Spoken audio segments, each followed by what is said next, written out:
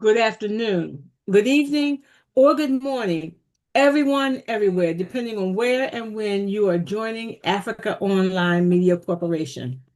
Well, this is the first day, the first Sunday of the third month of the year. I'm telling you, the months are going by so quickly. We are in March already, and it is International Women's History Month. So today we're going to be talking about some of the contributions of our sisters.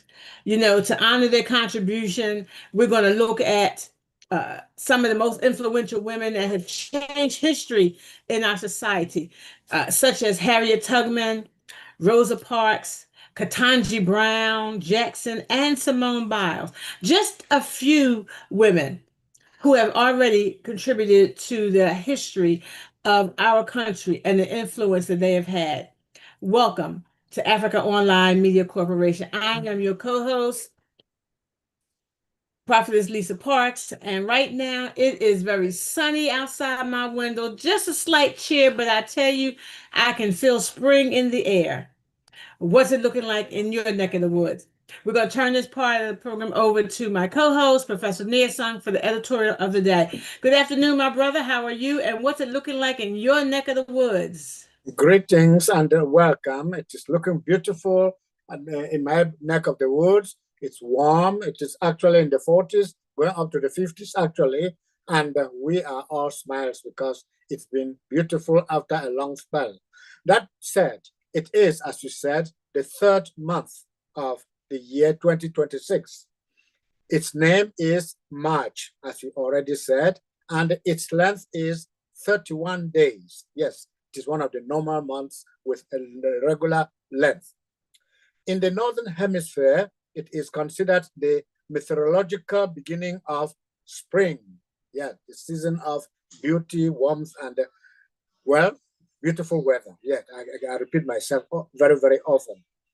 Of course, we know that the March equinox begins on the 20th or 21st of March, and that is a good time for beauty to spring. Already in my backyard, I see tulips already shooting and promising or telling me that the weather is changing and changing fast.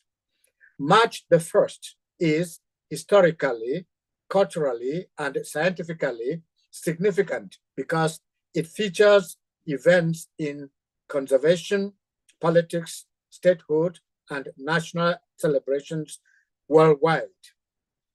March 1st may seem like just another day, but it's packed with fascinating events and milestones. Did you, for example, know that on this day in 1961, that's a short while ago, President John F. Kennedy established the Peace Corps. This initiative has since sent thousands of volunteers worldwide to promote peace and friendship. I was actually one of those beneficiaries because back in 1965, I was taught by Peace Corps in my college, Sase College, whose cap I'm wearing today because I went to Sase College in 1965. And I was taught by Peace Corps for 5 years, from Form 1 to Form 5. That is from, well, I don't know the equivalent over here, but all the same, that is, I was a beneficiary of the Peace Corps thing. March 1st also marks the beginning of meteorological spring in the Northern Hemisphere, a time when weather patterns start to shift, bringing warmer temperatures and blooming flowers. And as I said, tulips are already sprouting in my backyard.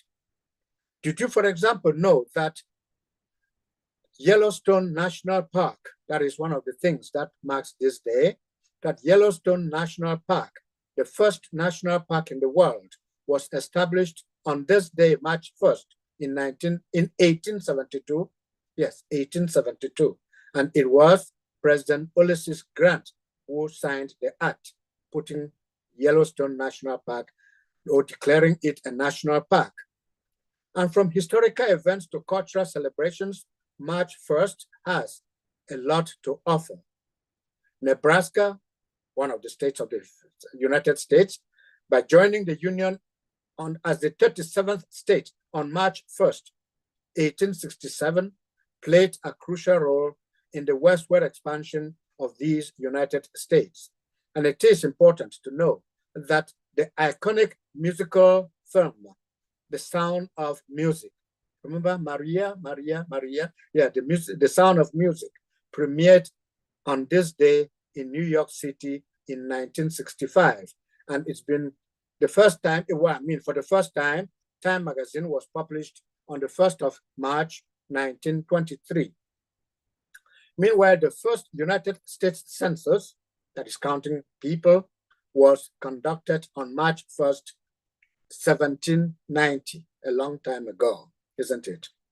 One of the Black women we celebrate today is Jackie Joyner Kersee, who on March 1st, 1986, at the Olympics, set the record for the world's women's indoor long jump. Her athletic prowess earned her multiple Olympic medals and cemented her legacy in track and field events. It is worth noting that today is Self-Injury Awareness Day. Please take note. This is aimed at raising awareness about self-harm and promoting understanding and support for those affected. So please, if you happen to be one of those people that harm yourselves, take note that today you remember that I have to avoid doing it. It is also World Compliment Day, aimed at encouraging people to spread positivity for giving genuine compliments to others. So tell me, oh, Professor Niason, you are doing great. That's a compliment. And I would say, Ambassador Lisa, yes, you are doing great. Thank you very much. And it is always good to give a compliment to one another. This simple act, we are told, can brighten people's or someone's day and foster a sense of community. On Africa Online Media Corporation this day, we, as usual, do what we do best, but we are going to be honoring our women folk in celebrating, quote, Women's History Month. The theme for this Women's History Month is, quote, Leading the Change, Women Shaping a Sustainable Future, end of quote. This theme focuses on women's contributions to sustainability across various sectors, including financial sustainability, social justice, education, and environmental activism. With this in mind, we turn to the chair of Africa Online Media Corporation, Reverend Pam, to welcome all of us to this month, to this day, and to this event celebrating our women folk. It is International Women's Month. Yes. So, Reverend Pam, are you with us? Always. And Niason, thank you so much. And let me compliment you for putting on your Sase hat, you know, your alma mater. I am surprised you actually called yourself Professor Niason because that's redundant. Ni means big brother. So it's either Niason or Professor Asong. And let me welcome everyone, but it just dawned on me that we still have not honored our beloved sister who recently went home to be with the Lord. She was a regular contributor here. Ambassador Lisa, do you mind taking just a minute to honor our sister Deborah, who recently passed? Yes. Yes, we'd like to take a moment of silence just to honor Sister Deborah Wilborn. She was a regular contributor on this show for quite some time. She was a friend of Prophetess Ruth. And then all of a sudden, we just didn't see her. And then all of a sudden, I wasn't getting my daily greetings. I was sending her hers, but I wasn't getting one back from her. And then one morning, I happened to be on Facebook, and her announcement was there. I couldn't believe that she had passed. And so I called Ruth, and she said, I'm getting ready for the funeral now. I thought you had saw the announcement. I was like, I didn't. I'm not on Facebook that much, but we will miss her. We will miss her contribution. She added such lovely grace and insightful comments and questions to the show. Sister Deborah Wilborn will be missed. I understand that she just wasn't feeling well on a Sunday, and I believe within that week, she was gone. And that seems to be the way I'm hearing a whole bunch of news about friends. They're not feeling well on a Sunday or the weekend, and then a couple days later, they're gone. But we want to just take a moment of silence right now to honor the memory of Sister Deborah Wilborn.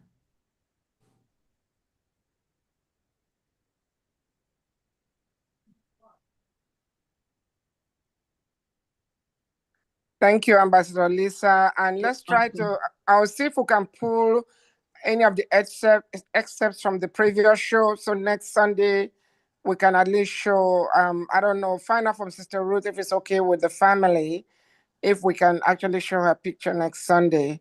Okay. Yeah, I am just, I can't believe it. I really Mm. just, because not too long ago she was on, she looked fine. Yeah. And so this tells us we really have to appreciate each other.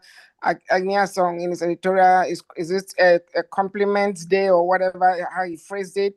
Let's compliment each other. And Ambassador Lisa, you are an amazing servant of God, a wonderful sister, a great friend, and a committed contributor and co-anchor to this program.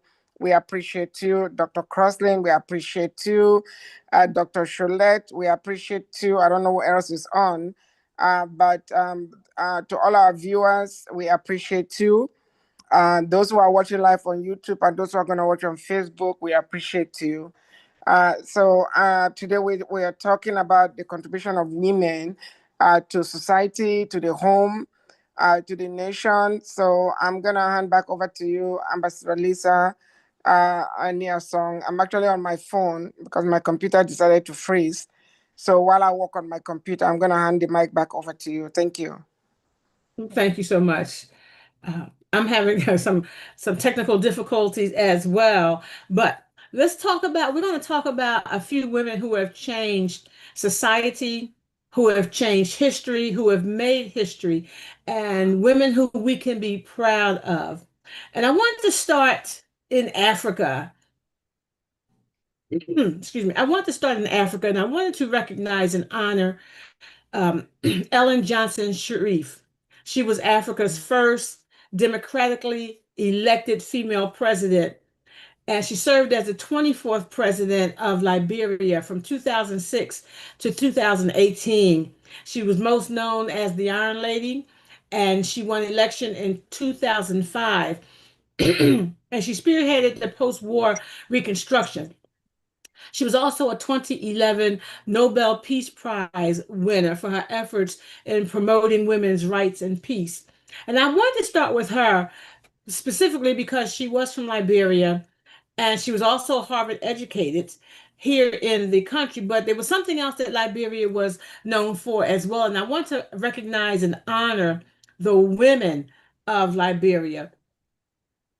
Back in 2008, I believe it was 2008. Um, I want to say her name is Denise Disney. I'm not sure if Denise is correct, but I know that it was Disney, a daughter of Walt Disney, granddaughter of Walt Disney, who traveled to Liberia and she did a documentary. And the documentary, I had the pleasure of not only meeting Miss Disney and seeing the premiere of this documentary called Praying the Devil Back to Hell. And it was the women of Liberia who stepped in, who was tired of seeing their husbands and their sons go off to war and come back maimed, or not come back at all. They were just killed in a senseless war. And the women, Muslim, Christians, Jewish, all denominations, they put down their religious beliefs and they only had one single focus. That is our country and the war. And these women got together and they prayed and they prayed and they prayed and they interceded. I mean, the last part of the movie or the documentary, it's still available. I believe it's still available online. If not, you can probably get it from the library. But one of the last things that these women did was they went out to the airport I think some planes were supposed to be coming in. I didn't have time to review it, but some planes were supposed to be coming in. And those women got out there on that runway and they lay prostrate before the Lord and began to pray and intercede. And the planes could not land. They could not come on the ground and continue the war. And that's why this documentary is called Praying the Devil Back to Hell, because these women took God at his word and they stood together, laid religion down, and they stood together as women of Liberia and they prayed the devil back to hell and they ended the civil war that was going on in their country. So, together with the women of Liberia and the first woman president, Lady Sharif, as the first Democratic elect, Salif. Salif, Salif, that's right, Salif, not yeah. Sharif. They were instrumental in changing the course of the history for their country. And I'm just so proud and honored to have met her. I've met her in Philadelphia at our Mayor's Commission for African and Caribbean Immigrant Affairs. We had her one meeting and we honored her. She was in the city to speak nationally, but she stopped by our meeting. And like I said, I had the pleasure of going to the premiere of Praying the Devil Back to Hell at the University of Pennsylvania Museum. And I wanted to start there with some ordinary women who have done great things to change their country. And I hope that the women that we talk about will be women that you did not know, want to bring you something fresh and something new, and there will be something that you did not know about previously. Nia Sung, do you have a woman that you would like to talk about, researched? Not really. I just honor all the women. I just give my praise to them. I give compliments to all of them. And as I said, the one I included in my editorial, Joyce Jackie Joyner Jackie Curtis. Joyner, Jackie yeah. Joyner is the one I happened to have read about during my journalism days when she was performing her feats in the World Cup, in the Olympics. And that jumping that she was doing. I said, but this is a wonderful woman and I appreciate her. I thank her for what she did and I honor her for that. Yeah, let me just mention something. Yeah, Nia Song, when I watched her and she was remarkable. Yes. And I'm glad you honored her, but she also had a sister-in-law. Yes. I think she passed, Florence Joyner, yes, who was also an Olympian. Yes. You know, I think she passed away, yes, if I'm not mistaken. You know, yes, but yeah, I didn't know she was the first, but I'm glad. I've learned a lot, even from you, Ambassador Lisa, with the story about Sirleaf, President Sirleaf. And every time we come here, we learn something new. So thank you guys so much. I just wanted to comment on Jackie Joyner and Florence Joyner. Jackie Joyner Casey and Florence Joyner. Thank you very much. So Ambassador Lisa, please go ahead. Yeah, I also want to, I hate to butcher people's names, but I do want to mention the first female president in the entire world. And she is, let me see if I can get this, Vigdis. That last name I'm not going to try at all, but she was the first president, democratically elected female president for Iceland. And she took office in 1980 as well. And she served for 16 years. And she was the first woman to hold the office of president in Iceland. And then the second one was Isabel Predon, and that was from Argentina. So our women are doing tremendous things. We're leading countries. We're not just inventing things. We're not just movie stars. We're not just athletes, but we're doing major contributions to society as well. Dr. Gloria, it's wonderful to see you today.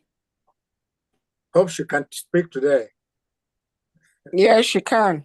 Okay. I'm gonna be coming to you, Dr. Charlotte, to find out about the woman that you would like to honor. I'll just go really fast. A woman I don't honor is the officer at the gate Oh, I just get so irritated because the security officers have a traffic light system, but they don't know how to work it, and they keep giving everybody the green light. Oh my God. Oh my gosh. It's so irritating. I'm thinking about videotaping it and taking it to the homeowners association meeting. But anyways, I would like to congratulate our Commonwealth of Virginia. She's our first woman governor. And I met her about 5 or 6 years ago for the first time, and I fell in love with her then. I'm still in love with her even more now. And yeah, I love everybody. You know, I don't drink alcohol, but I can only imagine if I did, I would really be loving everybody even more. I'm still in a lot of pain from my dental surgery, and I'm working through that, and I'll tell you all about that because that's all I ever talk about. But yeah, I want to focus. Oh, and that's why I believe the Lord allowed me to have this dental problem so I could focus a little bit more. And thank you all so much. Thank you, Dr. Crosland. I'm still not sure who you were. Oh, you said your governor. I like to mention and honor the first mayor, first female mayor of the city of Philadelphia. She is not only the first woman, but she's the first African American woman. Our first African American man was Wilson Good some years ago, but she is the first woman of Philadelphia who is the mayor of the city of Philadelphia, and she's also the 100th mayor. So she has made history 3 times over by being the 100th mayor, being a black and being female. And this is her first term. And you know, our officers, our elected officials always come into office and they always inherit problems from the previous administration. So people like to jump on the bandwagon and say she's not doing this or this one's not doing that, but they seem to forget, or maybe they just don't know that they come into office with all the baggage, all the things that were not done, the unfinished budgets from the last administration. And they had to come in and clean up all that stuff as well as trying to do something very positive. And I don't know where we get this first 100-day business from, because the first 100 days you're still trying to clean up. But I do want to honor the mayor of Philadelphia, Mayor Sherelle Parker, for her contributions to the city of Philadelphia. Now, I did want to look at some, of course, we cannot go any further without the First Lady, the first FLOTUS, the first African American FLOTUS, none other than Michelle Obama, the wife of our first African American president, Barack Obama. For she not only stood by her husband, she not only was a helpmeet to her husband, but she did some tremendous things on her own to make a name for herself, not just as the wife of the president, but her movement, her childhood obesity programs, her gardens, and to getting making sure your children are eating fruits and vegetables were all things that were very, very uh, excellent. They were very extraordinary for a first lady. She didn't just give tea parties and sit around waiting to see what can be done. She went right in and she worked alongside her husband, raised her children in the public side, and I'm so very, very proud of her as well. Point of special privilege, and she is beautiful and very, very nice, and just like the girl next door type. I've seen her on Yes. several occasions and with Oprah. So thank you so much. You're quite welcome. I'm sorry. I was thinking about the first female prime ministers. Now, we don't have a prime minister here in the United States, but I do know that in the UK, they have prime ministers. Sri Lanka has a prime minister, and the first prime minister, the world's first female prime minister in 1960. Wow, we were barely getting out of the civil rights movement. And here, Sri Lanka already had a female Prime Minister. minister Yeah, back in 1960. And yeah, she Mrs. led, Let me give you the name, Mrs. yeah. Srimavo Bandaranaike. Yeah, I was a journalist, so we practice how to say the name. Srimavo Bandaranaike. Wow. Yes, Wow. it's a long name, but she was there 1960, and she kept going and coming back 3 different times. Mm-hmm. Yes. It says she served 3 times. Yeah, then across the river, across the pond was in India itself, where we had Indira Gandhi. That was another female prime minister in that part of the world. Oh, okay. Yes. So internationally, our women have been doing great things, leading their countries in the face of all kinds of opposition. I can only imagine, some of the things that the men were saying that women should not or could not do. But yet here we have women back in the 1960s that were doing great things and leading their country. Yes. Point of special privilege. So when Michelle Obama and Dr. Gloria, you're Oprah, breaking up. when I saw them, We Dr. can't hear Jocelyn, you're you. breaking the up. You're people. breaking up, please. You're breaking up. Can you hear me now? Yeah, we can hear you now. When I saw Oprah and Miss Michelle Obama, someone turned off the electricity for a whole city block. What? And yeah, it was so hot in there, but because they were dedicating the stamp to Maya Angelou, and Oprah was given the phenomenal woman speech when someone turned off the electricity, but she kept talking anyway. You were just saying like how people are how women face heart suffrage, while they were becoming, and that's what Miss Michelle Obama's book is titled, Becoming, and all of that. And you're right. People are not nice, because I was on an airplane for the first time. We had a woman pilot, and she got on the intercom and introduced herself, and you would be surprised what people were saying about her. They called her the B word and everything. And you know what? Wow. I know. And when she landed our plane, everybody started clapping.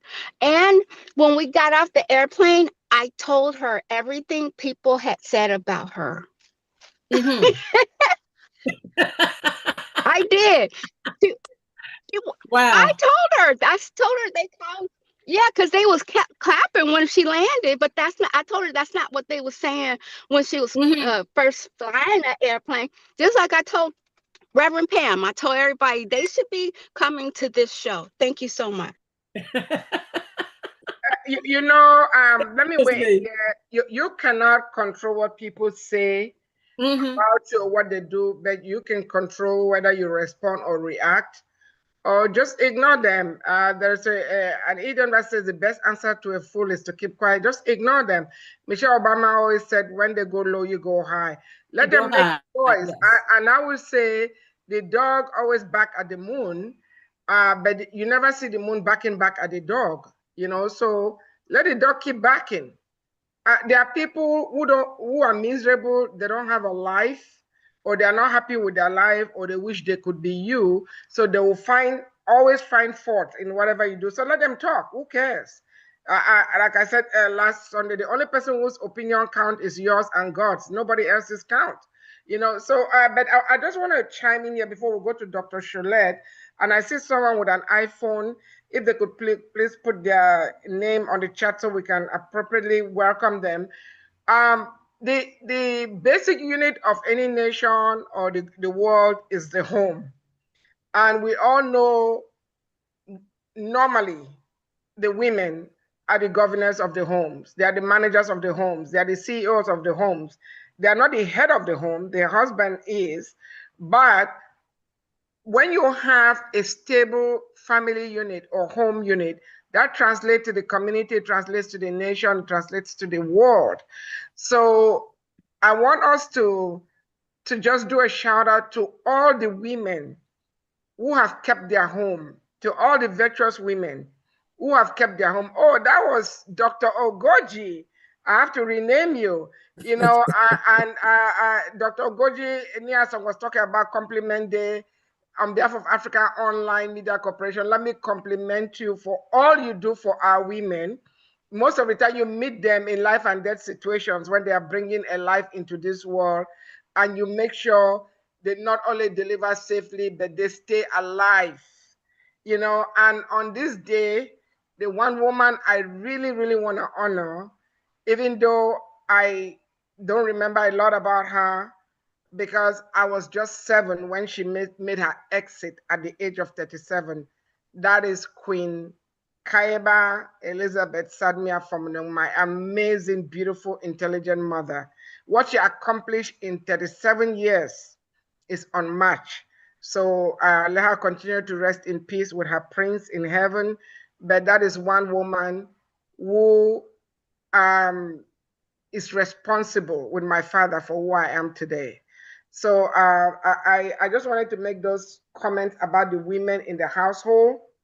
When you mold your children, you guide them, you train them the way they should go, according to Proverbs 22:6. They grow up most of the time and they don't depart. Even though some of them deviate because of the society we live in right now. But I just want to do a shout out to all the women that govern the home, that manage the home, and it translates into the nation. So I think, Ambassador Lisa, I think we should hear from Dr. Sholette, and then we'll go to our Chief Medical Advisor, Dr. Kingsley. Okay. Dr. Sholette, you are muted. Can you, we are talking about the contributions of women to society. Yes, can you guys hear me? Good afternoon, Yes. good morning, where you guys. Look, thank you for allowing me. Look, I'm gonna approach this differently, okay? So, for me, the way I grew up, gender wasn't so much a thing for me, because I had good women and good men in my life, although I spent my childhood in Haiti. But I'm gonna tell you, my concern is to honor women who have advanced the cause, not so much titles, okay? Because you can have titles, like Margaret Thatcher, a lot of people have titles. And if they copy men, that's irrelevant to me. I want to honor women who are advancing the cause of humanity, meaning that the women per se, like I want honors. So Haiti got their independence, but no one has mentioned that some of the women who allowed Haiti to gain independence. We have 9 of them. No one ever mentioned that. But one thing we need to stress out. You see, Congress, the child labor laws, all the good laws we have passed in this country, they only passed them when women got into power, got into position. So it's not That's so much true. Margaret Thatcher, what title you have. For a lot of people who have title, they become like men or worse than men. That's true. I want to honor women who have advanced the cause of humanity, regardless of title. The people who are doing things, teachers and stuff like that, who are doing things and no one sees, but they're also, you know, advancing the cause of children and creating more space for us to be free, all of us. But yeah, but thank you. Yeah. That is so. I did not know that, and we need to look up those women from Haiti. You are so right. We have them. We have them. But I'm saying that it's very important, guys. There are a lot of women like who have gained power. They do worse than men. That's true. Okay. And so we have to, you know, the lady, the last prime minister from the Kikui, what's her name? Britain? What's the Prime Minister Arden from New Zealand, right? So we know that women are better leaders when they get in, who they share. So those are kind of leadership we need in the world right now. But we don't need people who's going to copy and do worse than men. But that doesn't serve us. That's true. And just one quick comment before we go to Dr. Goji. You know, during the pandemic, the countries that were being run by women, they did not suffer that many deaths. You know, I don't remember all of them, but some That's of them. the New Zealand Prime Minister. Exactly, Scandinavian countries. Yeah, those countries that were being run by they had the least amount of deaths. And I think one of the reasons is because by nature, women are nurturers by nature. But like you said, there are some women that gain power and they become worse than even Margaret Thatcher wasn't a nice one. yeah. So, you know, so I'm saying that women share power better. They do better. That lady from New Zealand, you know what she did to shock everyone? She said, my mental health, she gave her power. She actually went and take care of her child. She said 4 years was enough. So those are the leadership we probably need in the world, because right now, as we see what's going on this past week, people are not trying to compromise, collaborate. They're not going to leave us in a better world. Yeah. So I'm willing to give women the space, but more specifically, women who naturally are nurturing, they believe in not sending your sons to wars just because it's easier for men to send their people to war. Oh, point of special privilege, Dr. Joshua, you look very handsome today. You have been taking really good care of yourself. Can you tell me what it was like growing up in Haiti? Thank you. That's not what we're talking about today. We're talking about women and no women. influence they've made on society. Yeah. We'll do a show on men and their beauty secrets one day. No, in June is dedicated to men. But yeah, but to finish, there are 9 women that we celebrate in Haiti. Unfortunately, there are no statues for them. We have statues for the men. So can you tell us those their are the names? one of them is her name is Cecilia. Well, the lady, she's one of them is the wife of the emperor, Jacques Dessalines' wife. One of them is Catherine Flon, the one who created the Haitian flag. The other one was we call her she was a sergeant, was carrying water for the soldiers who are bravely, like, you know, fight with the against the French. So we have all we call it La Martinière. So we have 9 of them that we know, among many other ones that have made the Haitian Revolution possible, but they only honor the men. But you see, so women were crucial in the U.S. acquiring Louisiana, because since Napoleon's armies were defeated in Haiti, he could not concentrate on the U.S. To keep Louisiana. So the U.S. actually owes not just the military or the government of Haiti, but these 9 women and all the women that contributed in defeating the French army, because Haiti was the first country that set themselves free. They did not succumb to French colonization. And I think that's what enabled the Louisiana Purchase, if I'm not mistaken. Yes, Dr. Jose, you can comment on that, Onia. So, but I just say that those are the contributions of women, part of the contributions of women to society. Yes, no, I agree. So, but thank you for letting share. So, but you know, I'm saying that there are women who get up every day who do the hard work. You know, 70% of labors inside the home are unpaid. Women do most of them, and That's so true. I do want to give a shout out to those women too. But thanks a lot. All right, Dr. Ogoji, you're muted.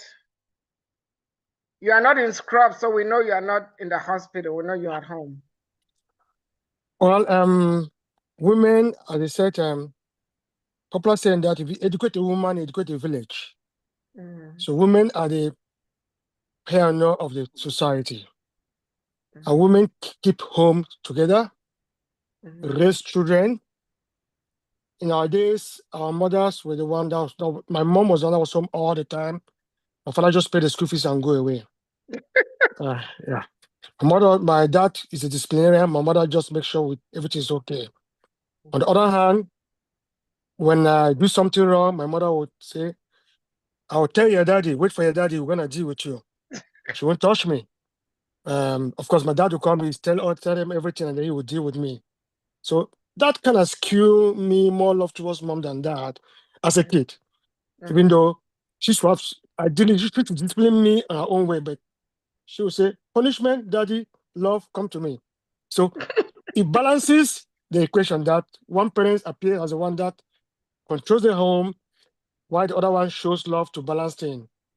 Those were those days, but modern day fathers who've learned to do both. Anyway, so I shout out to my mom. She raised 9 children. Wow. All of them are strong and healthy. She's also strong and healthy.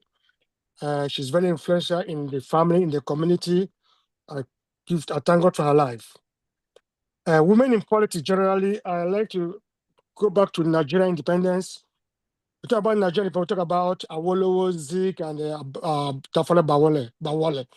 Those are the men, and that's what happened in male-dominated society. Yep. In Nigeria, a lot of women played a role in Nigerian politics. Wow. One of them is a popular one called Funmilayo Ramson Kuti. She was the first one to drive a car. She was the first woman that fought the independence, fought the British colonialism, told them to leave Nigeria alone. She was the one that she was involved in Nigerian independence from the beginning to the end. She was a teacher and she was a writer, and she was a fighter. She was the first one to go to college, secondary school in Nigeria, and shaped the society where she from Abiokita. Anything about the Kutis family, all the Kutis we hear, the fella and the ministers were all from this woman. So Wow. those people like Fela, Bello, those politicians that will know that fight for humanity, all inherited the dream of their mother, Fimolayo Ramson Kuti. She started the lioness of Abeokuta. So she was a great woman and fought for Nigerian independence. Wow. Yeah. Never heard of her. You see Yes. why this show is so important? Nia Song, you are muted. You are The muted. next woman, Sorry, Dr. Yeah. Ogoji. Nia Song, you are muted. So whatever you are saying, we are not hearing you, but Dr. Ogoji, continue. the next woman involved in Nigerian independence was called Margaret Ekpo.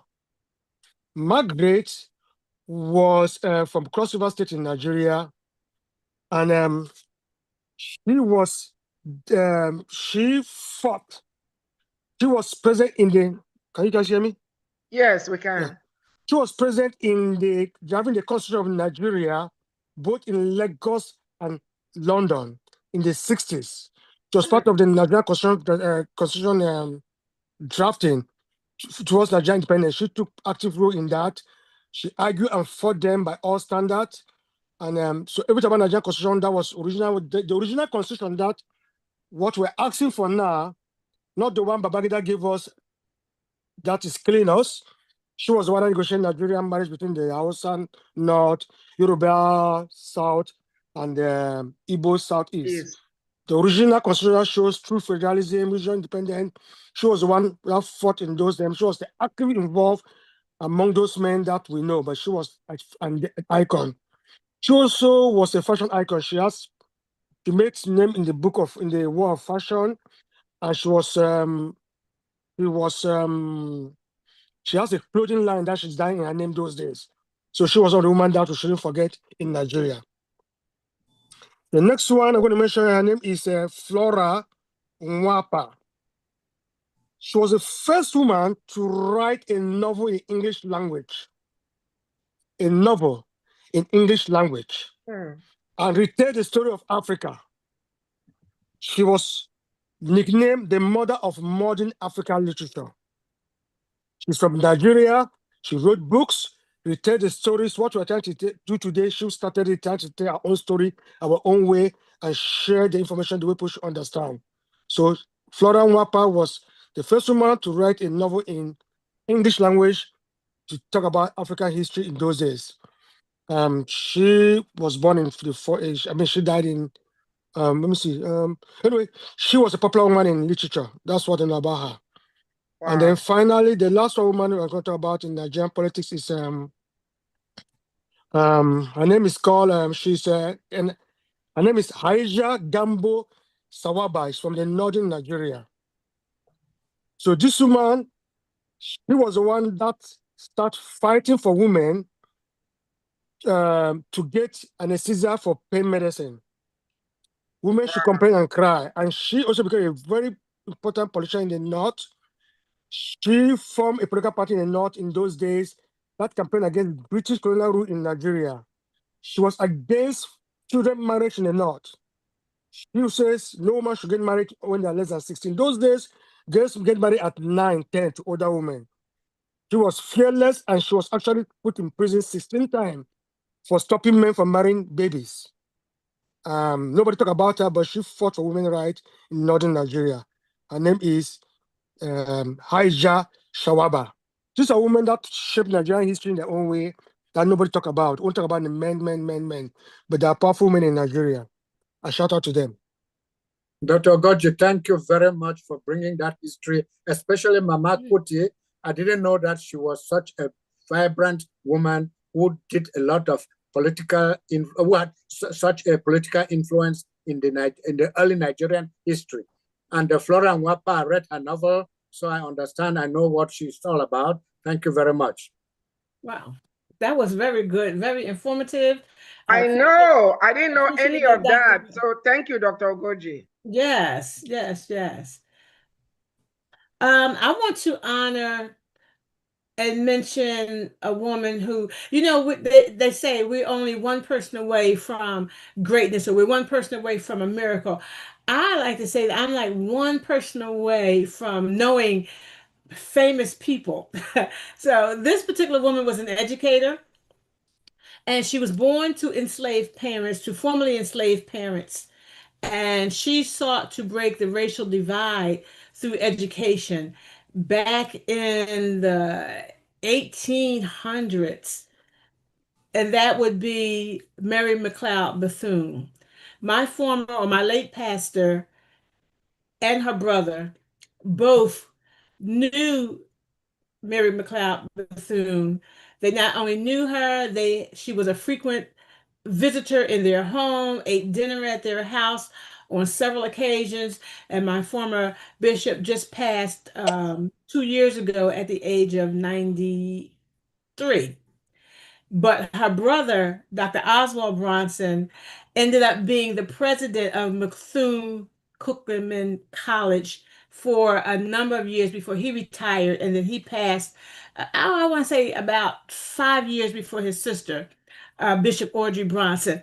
But while I did not know Miss Bethune personally, we knew her through Bishop Bronson and Dr. Oswald Bronson, because they always were sharing stories of her, that were always telling us about her. They both went to Bethune-Cookman College.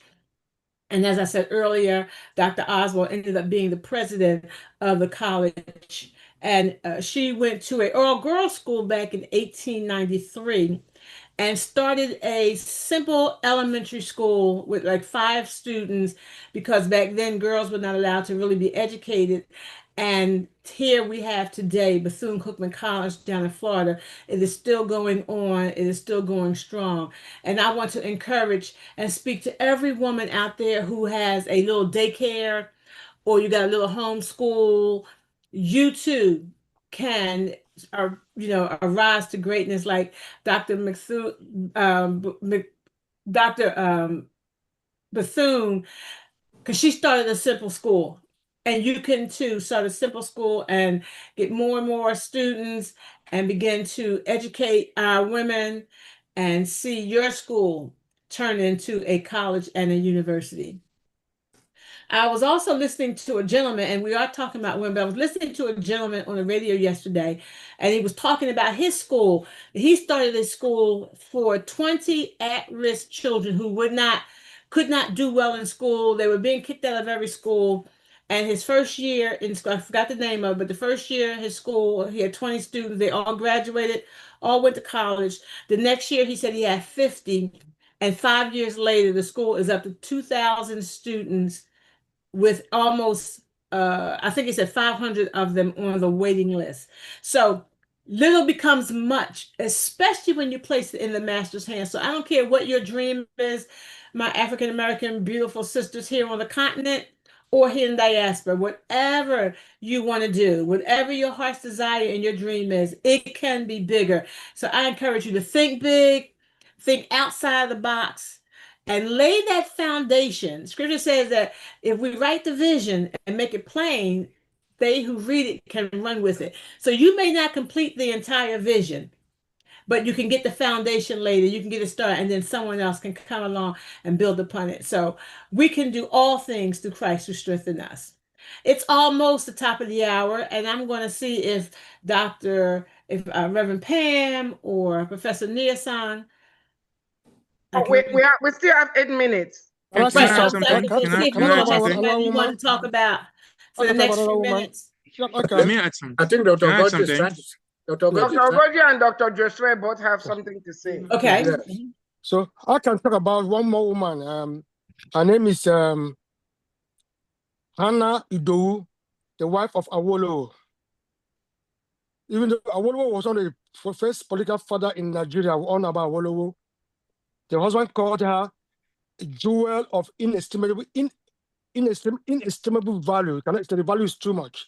Wow. So this man was the husband's background. He supported him throughout the fight for independence, and the husband acknowledged it in public. And when the husband was locked up in prison during the 60s, she became actively involved in politics and formed a party herself, aligned with another politician, and fought till the man was released.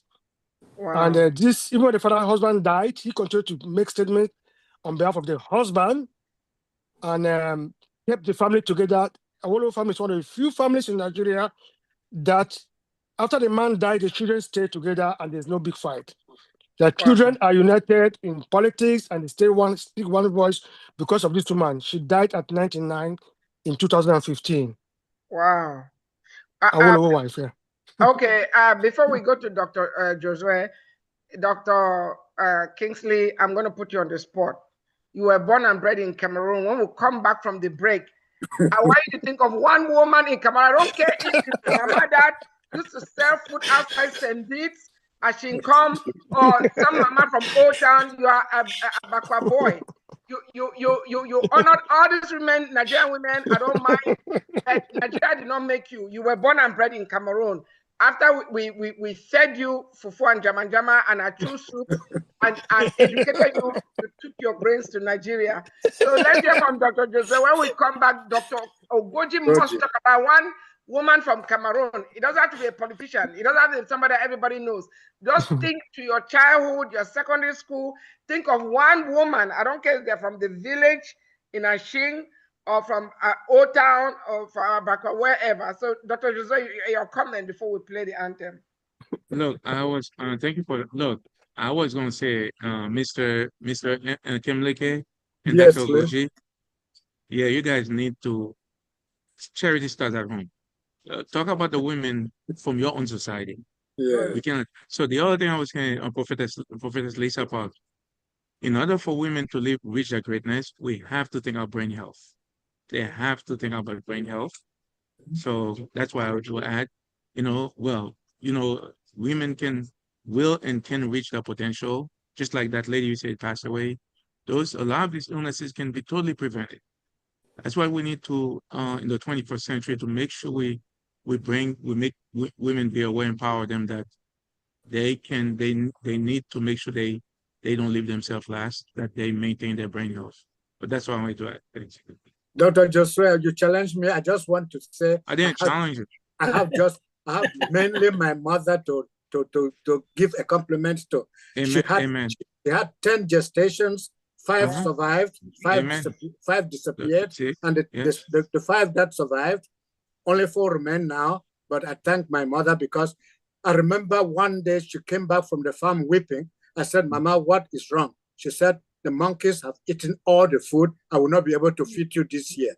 So that reminds me every day that my mother was so important to me because she did everything I needed and she gave me everything I needed. Whenever she had, she had a chicken coop, and when the chickens were coming into roost, and I said, I like this chicken, she'll just grab it and put it in the pot. And that would be dinner for me that night. I know you wouldn't be here. You and I wouldn't be here if it weren't for great women. That's what I want to say. So okay? I appreciate my mother most. Yeah. So we don't go far. We have people in that our own household. Charity starts at home. Okay. That's right. I'll talk about my mom first. So I just talk about mom and other women we know. So my mom was the first person I shouted to, I did. Yes, you did. Yeah. Your mom, I had your dad do the dirty job. In my case, my mom gave the love and she gave the whooping. My dad did not do any whooping. My dad did love and a diplomatic strategies. However, when my mom passed, my dad had no choice because I had a couple of brothers that they needed the cane. The cane. In Cameroon, they call it Dr. Do Good. In Nigeria, they call it Kobo Kobo. I don't know what they call it in Haiti or here. The stuff that you use to whoop the kids, the butt. Dr. Joseph, what do they call it in Haiti? And Ambassador Lisa, what do they call it in America? When you guys are young, if your mom had to whoop you without a hand, they're using like a whip. What do they call it in Cameroon? Where they had a couple of names, Dr. Do Good, Malongo, but in Nigeria they call it Kobo Kobo. Well, in my household, and I'm proud to say that my children are successful, all three.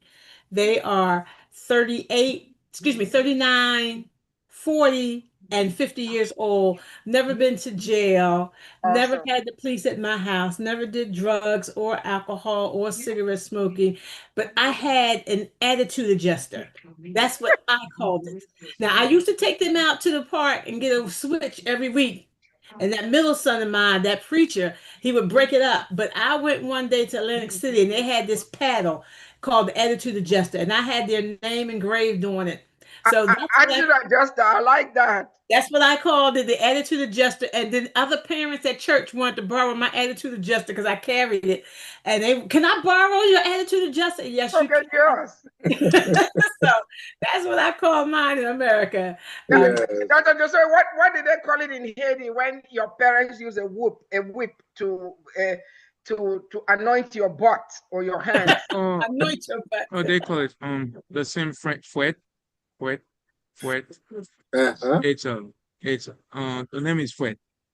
Fouet, oh yeah, so it's a French name. Okay. Yes. Okay.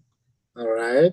So, Ambassador Lisa, Dr. Crossley, did your parents or your mom have a name for the attitude adjuster or the whip?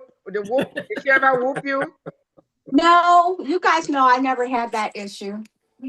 Are you sure about that? I'm 100% positive. That's why I'm so sweet. If you say so, we were not there. No, never had that. Excuse me. No. That's why I'm an expert on love. Yeah, I'm an expert on love. My mom beat me whooped me thank you for complimenting yourself. Yeah, my mom whooped me only once, and it was a group whooping. A group whipping. Yes, everybody. My siblings were doing something that they were not supposed to do, and just because I was present, right. I had to get the whoop. Even though I was very young, but she said because I was present, I'm guilty. Then my dad also whooped me just once, because they gave me a Coke and I wanted a Fanta, and my dad was not having it. So that was the only time he ever whooped me. Mm-hmm. All right, let me go. My dad hit me once.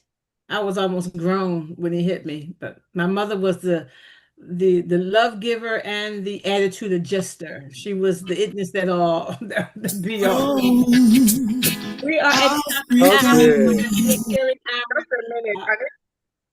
and we're going to share our anthem. We encourage you to go grab a drink of water. Got a couple give me a dinner, if that's what you're doing, and be right back so we can continue this conversation on women and their contribution to society and the home. Okay, let me share that.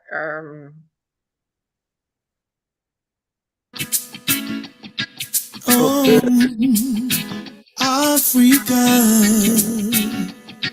oh no, Africans, Africans for Africa, Africans, Africans for Africa, Africans, Africans for Africa. Africans, Africans for Africa, Africans, Africans for Africa, Africans, Africans for Africa.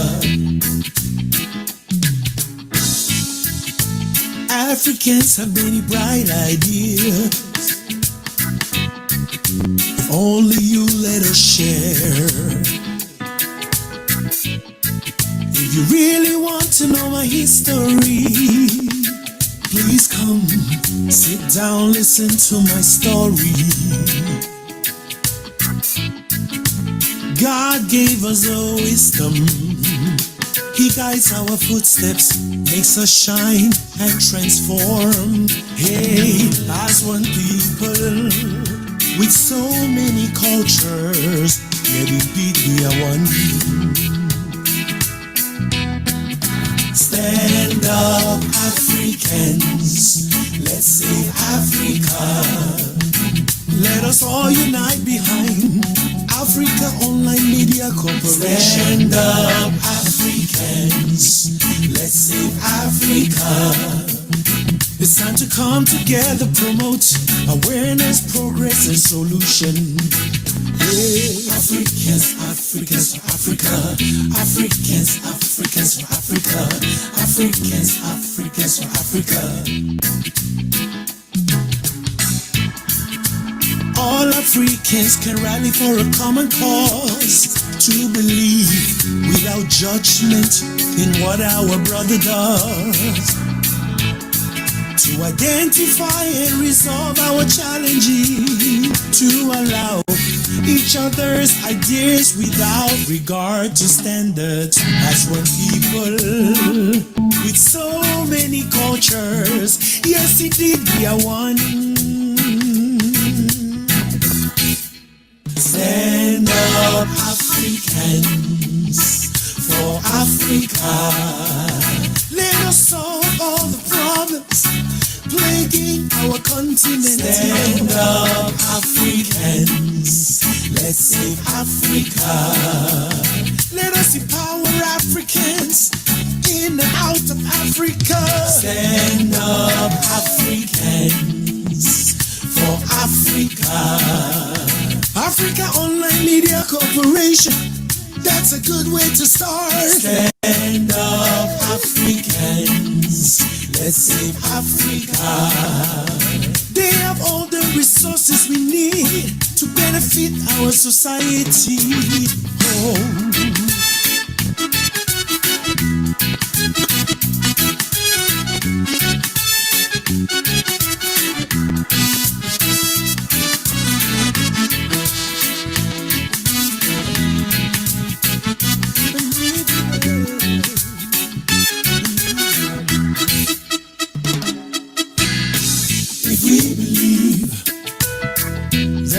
Education for everyone. If we believe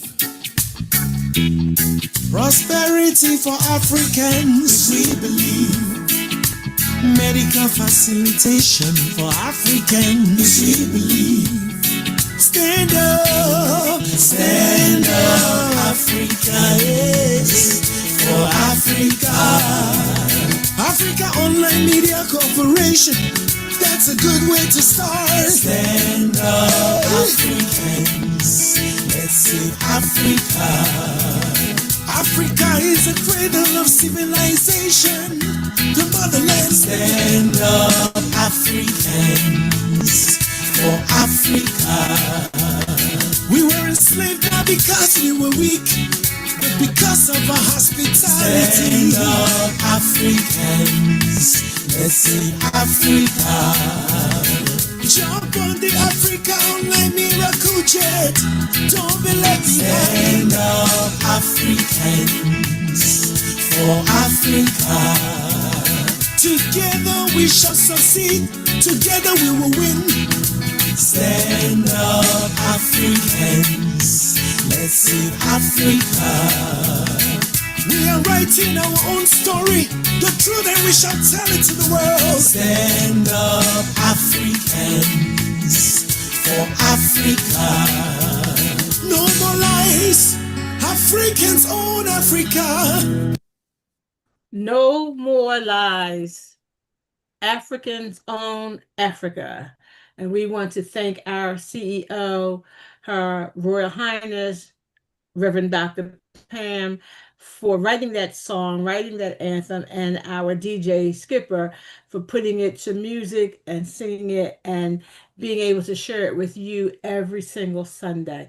We own full rights to it because it belongs to us. And if you love it, we are so happy because Africa belongs to Africans and we need to come together and make a change.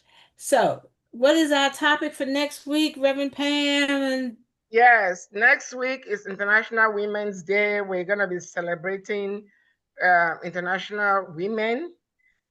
So invite all the women that have international influence that are doing things globally that you know, invite them to come and tell us about what they do. Our special guest is a friend and a sister of mine. Her name is Lady Jane Randolph Osei. She's the founder and CEO of the African Investment Network out of DC. She'll be our special guest next Sunday. But then again, Dr. Sholette, invite all those your women. Dr. Crosslin will also be sharing about Mr. DC and some of the international work she does. And Dr. Ogoji, invite any of your women, any of the babies that you have delivered, their mothers that do international work. Nia Song, invite women that do international work in your network. Ambassador Lisa, I know you have a lot of friends from the United Nations. Invite them. It's International Women's Day. So this month of March is really, it has 5 Sundays. So we are so excited because we get to combine honoring women and our marriage series. So again, next week we'll be celebrating International Women's Day. And next Sunday is daylight saving time. Nia Song did mention it. She mentioned last Sunday he mentioned March 8th, but he thought today was March 8th. I think he ate a lot of porridge plantains. But so I didn't make any adjustment because you did put the right date, March 8th, but you thought today was March 8th. So that's what happens when you go from February to March, because February is a short month. It feels like, you know, usually the first Sunday of March doesn't fall on a Sunday. So over to you, Ambassador Lisa Oniason. Oh, no, Dr. Very much. Thank you very much for that. Before we went on the break. I put Dr. Ogoji on the spot. I said he was born and raised in Cameroon. There is some woman, I don't care, they don't have to be a politician or globally known. We want to hear just one woman, one Cameroonian woman that impacted his life. Dr. Ogoji. I can tell you 3 of them. Good. The first one, we'll call her Mangi Justina. She's an old lady. Huh. She's living old upstation, Mancon. Okay. Every market day, that happens once every 4 to 5 days in Bamenda, she'll come down with pumpkin and give to us eat. Wow. She bring it once a week. She bring and drop to us. Sometimes she'll bring chicken to us. So that woman would love that so much. She love us so much. Wow. That's one. Second one is our next door neighbor, Mama Achu. That woman, she used to have a big farm. There is a garden that she plants corn. So every time the corn grows, we go and harvest it, I go and steal it and eat without her knowledge. Then eventually she came and put some juju. Something to scare you. That's voodoo, juju. Something to scare you away. To scare me, yeah, to scare me. Oh. I learned that when you see juju, you take stick and put juju down, and you piss on it. You render useless, then you can take the corn. Oh my God! You see what children do? Oh my goodness! I never even heard of that. I take a stick and put the juju down, and I piss on it. Then she caught me red-handed. Oh my! So that did not work. Oh, and Lord. then from there, she told me that every once a week she's gonna give me 3 corn. You see, you didn't have to steal it. Every week she give me 3 corn. She give me 3 corn every week from that time till I left that place. Wow. The last one is a very silly one. When I was in class 4, my physics teacher, she just died In last primary week. school or secondary school? Secondary school. Okay, from 4. Okay. Yes, from 4. So She you were just about died. 14, 15 Yeah, years old. Okay. yeah. She was my physics teacher. I like her so much. I have this type of feeling for her. Don't tell me you had a crush on your physics teacher. I did. Oh Lord. So one day she finished teaching. I was going back to her house. Sorry, The teacher Dr. said- Ogoji, I want to see your whole face when you're telling us this story. This is your crush. So no, teacher they have teachers quarters. So one day she finished teaching and she was going home. I was following her like 2 posts. Oh my God. She was walking. I was just behind her. She was walking. I was behind her till she entered her house. I went for her, staying at her door. I started peeping like this. Oh my God. Dr. Ogoji. You have stories. You were something else. He invited me in. I said, "What do you want?" I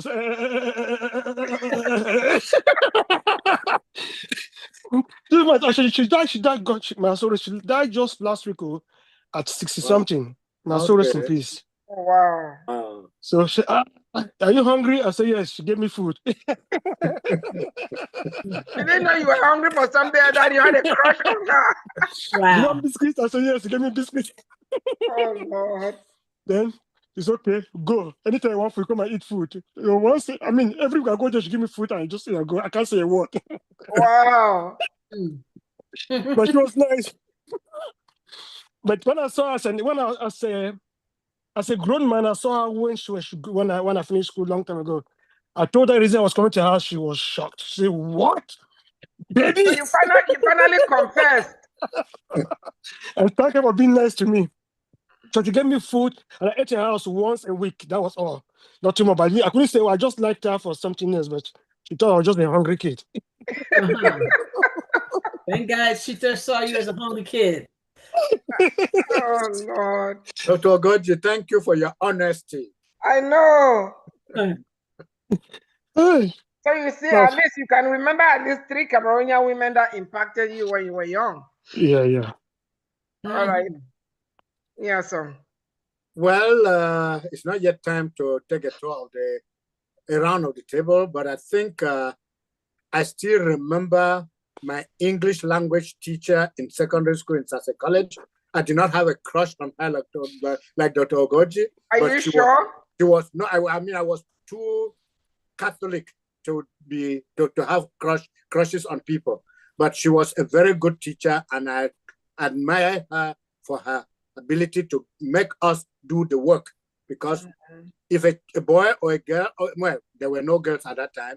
If a boy messed up in class, she did not just give him the academic work to do as punishment, but also made sure that she sent the child or the boy to the principal for some other discipline. The master of discipline had a cane, a whoop, a cane that he used to discipline the boys because we were heady boys. You see, this cap is telling you I went to Sase College 65 years, in 1965. And since then, I remember those days very well.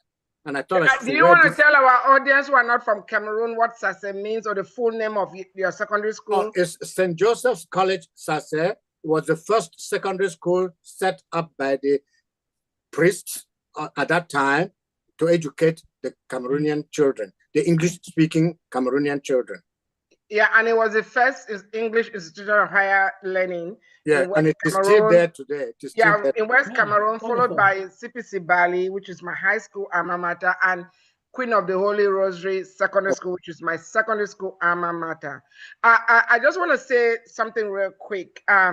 Since Dr. Goji talked about his physics teacher and he has talked about the English teacher, there was one Irish Reverend sister that had an impact on me. It was our school principal, Sister Magella. you know, I don't know if she's still alive or not. She was my chemistry teacher, and I was her best chemistry student. But more importantly, she was very motherly. I was so attached to my dad that at least once a month I had to go home to see my dad.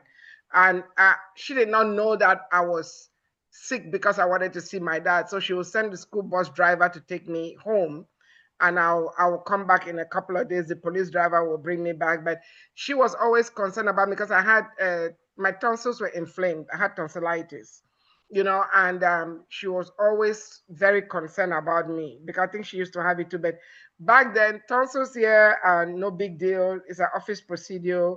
My case, that I had to go to a military hospital in the capital of Cameroon to have the surgery because there was no surgeon in in the entire Northwest or Southwest who could perform that simple procedure. You know, so I just want to give a shout out to Sister Maggie. We used to call her Sister Maggie, but her name was Sister Maggie. I don't remember the rest of the name, but I just wanted to give her that shout out. Over to you, Niaso. Over to me, Ambassador Lisa. Do you have something to say before I take a round of the table? I want to acknowledge one more woman. Good. And that would be Miss Amelia Boynton Robinson. Now, she was a civil rights activist, and she became the first Black woman to run the office in Alabama legislation in 1964. And she was also the first female Democratic candidate for that position. And during a peaceful protest, you know, we're famous for our peaceful protests, she was beaten by a state trooper just because she was an activist and along with other activists. And that particular Sunday that they were beaten for their peaceful protest became known as Bloody Sunday. So I wanted to recognize her. And in 1990, she received the Martin Luther King Jr. Medal of Freedom in honor of her achievements.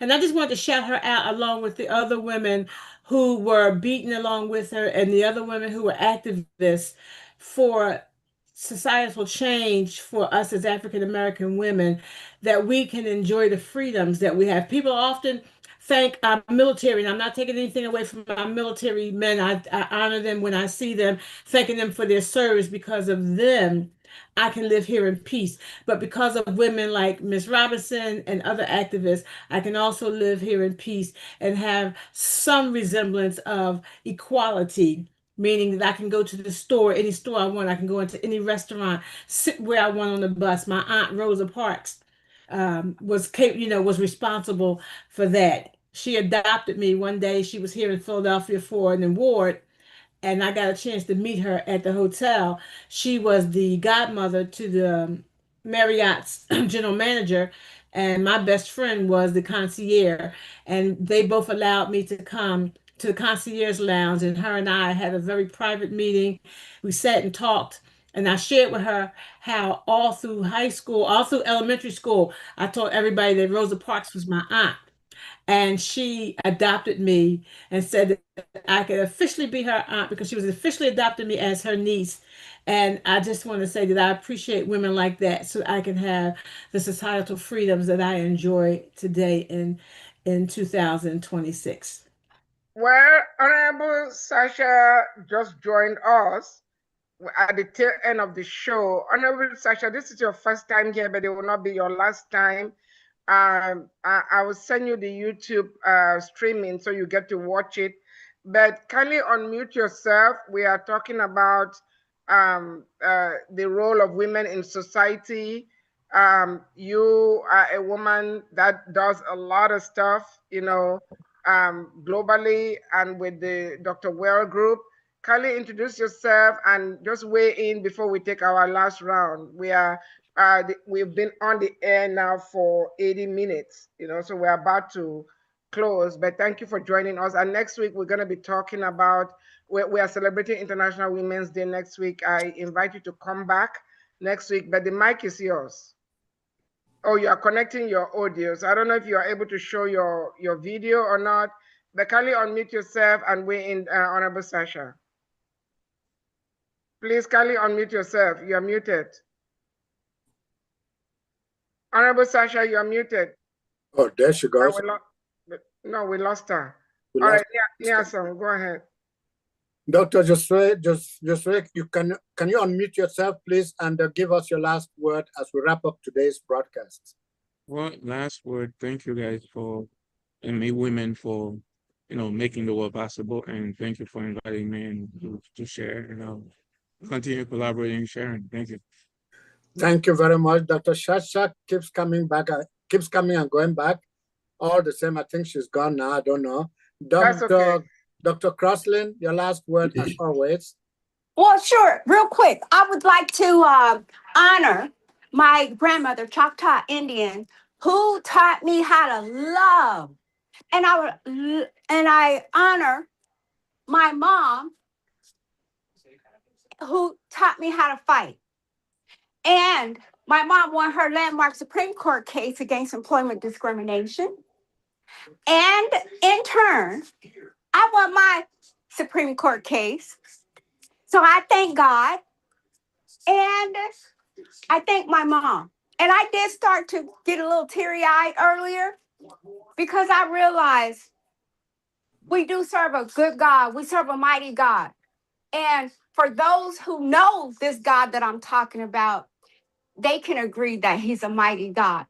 And to you, Prophetess Lisa, I met your aunt, Miss Rosa Parks. She's a very nice, humble woman.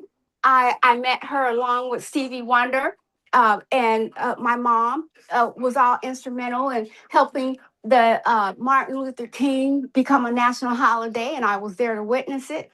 And everything else that all the women do. And so I stand here today and I'm still making history. When I graduated from my university, those white nurses told me that they was bringing guns to school and I couldn't come. And the NAACP stood up for me. They didn't, and then meeting Attorney Ben Crump and Malcolm X's daughter and everybody is just so sweet. And I once said, you know what? I love Black people. And then somebody said, what's that supposed to mean? And it was a Black person who said that. And so when I read books and when I look on Facebook and notable Black people say things like, I love Black people, just like I told y'all, if y'all know the same God I serve, you know he's mighty. Well, if y'all hear somebody say, I love Black people, then you'll know exactly what that means. So you don't even have to ask me about God. You ain't even got to ask me about what it means when somebody say they love Black people, because you will know. Thank you so much. Thank you so much. Dr. Sasha is back again. Please unmute and give us a word or two before we go. We're celebrating women achievements, please. No, she cannot. Honorable Sasha, kindly unmute yourself. Well, she's in the Bronx in New York. It's not working, so we will. Oh, she said that they won't let her unmute. I don't know why. Okay. Okay. Okay, now she's unmuted. Dr. Sasha, please. Honorable Sasha. Well. Honorable Sasha, can you hear us? Yes, I'll go to the next person. Okay, Dr. Ogoji, please. I know some lady may be waiting for you in the hospital right now for you to deliver her. So please give us your last word, then you can go deliver that baby. Well, I would say women are great people. Women are great. Without women, we won't be here. So special thanks to my mom, my wife, my daughter, my sisters, my siblings, and for all they do. Without them, the world will be a dangerous place. They are there to solve problems. They help raise children. They help raise us, from us. They have soft stress, and they help present a softer side of the world. If everybody's like men, the world will be more difficult. So I really appreciate women in my life for what they've done. And I would say, as we continue to fight towards equality, in gender equality, I pray and wish most of the women activists to keep on fighting until come to a point where everyone will be treated equally. because looking back, gonna those the way people will prioritize education of a male child over female child, employment male child over female child. No, everybody should treat equally. And the women in my life, I thank you. I appreciate you all for all you do. Thank you. Thank you, Dr. Goje. Prophetess Lisa Parks, it's your turn to give us your last word. Thank you, Professor Nason. And in the words of Maya Angelou, just a few lines. I am woman, phenomenally, phenomenal woman. That is me, and that is you. And I salute, honor, and congratulate not only the women on this show, Dr. Gloria Crosland, Her Royal Highness, Reverend Pam, Honorable Sasha, to all the women all the way, all around the world, nationally, internationally. We salute you because you are phenomenal. And we just thank you for your contribution that you have made to society, whether it was big and your name was in the papers, or whether it was small and nobody knows but your children. We thank God for you being that phenomenal woman. And again, here, Africa Online is here every Sunday from 4 to 5:30 p.m. on Eastern Standard Time. We encourage you to join us as we are talking about a variety of topics that educate, empower, and elevate the African on the continent and the African American in the diaspora. Join us. And if you can't catch us live, look for our replay on YouTube and or Facebook. And if you're on YouTube, like and subscribe and ring that bell, click that bell so that you can be notified when we are live. Thank you. Have a blessed week. Remember, this is International Women's Week. It is also National Compliment Day. So I want you to encourage you to compliment another sister, encourage another sister. Thank you, Nia-san.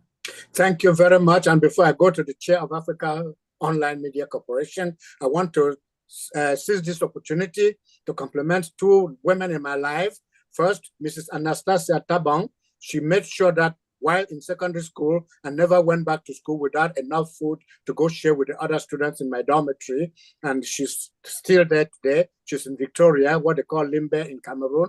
I honor her every time I meet her or every time I call her, and I appreciate her. And the other woman is the one that I've known for the last half century. 100 years. That is Mrs. Asong Lefek. Florence is her first name, and she is unbeatable. She's the rock of my life, the mother of my 5 boys, and the grandmother of my 7 grandchildren. And I appreciate her for everything and in everything. And of course, she's the first lady of the 5 ladies now in my family. Thank you, Florence. Thank you, Mama Anastasia Tabang. And that being said, the chair of Africa Online Media Corporation, Her Royal Highness, Her Highness, Dr. Pan. Thank you, Nia Song. I don't know why Honorable Sasha is saying that she can hear us, but it's telling her that the microphone is blocked. I've never had that issue, but just come join us next Sunday.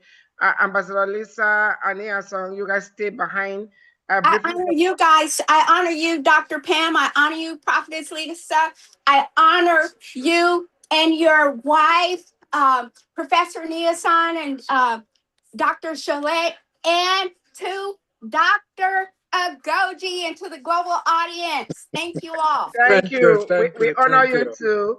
Yes. You know, so I want to encourage everyone, you know, please, if you know any woman who is doing some exploits internationally, invite them next week. We're going to be discussing the International Women's Day. We'll be celebrating it. So I want to encourage everyone to invite a woman that is doing something globally to the program so they can tell our audience what they do and so people can know what they do.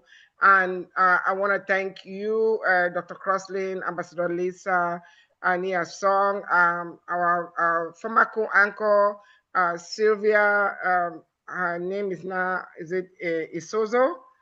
She's married. Sylvia, she used to be Sylvia Lieutenant Robinson, now she's Sylvia Isozo. She was our co-anchor for a few years. So I just want to honor all the women that have been on this program. Ambassador Lisa and Niason, please just wait behind briefly. Come Sunday, March 22nd, we'll be celebrating our 10th anniversary with the resurrection of our Operation Borehole 55 project. So I want to thank all of you and have a wonderful